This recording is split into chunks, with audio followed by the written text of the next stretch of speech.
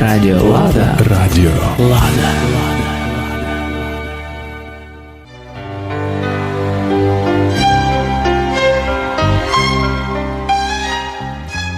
Ви слухаєте передачу «Наші русинські поети».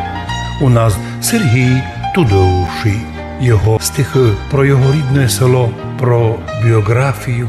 Деся діли його цимбори, доля котрих рознесла по цілому світу.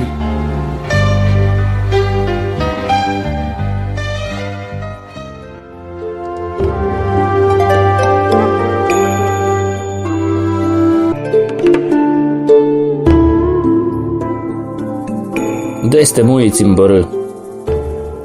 Розійшлися цімбори в широкий світ, кокуди за животом майліпшим. Як навесні з яблонь білий цвіт розлетиться, коли вже оцвівший.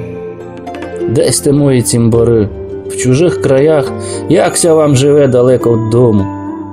Трудитеся на чужих паях і не скаржитеся на життя нікому. Своєї вудцю знена сина, кулько ще нам по світах ходити, мої браття, сестри, русини, ба коли нам добре буде жити. Вбись ми не лишали дітвору, і наші жони шуга не ривали, відправляючи нас із своїх двору на чужі двори за роботами.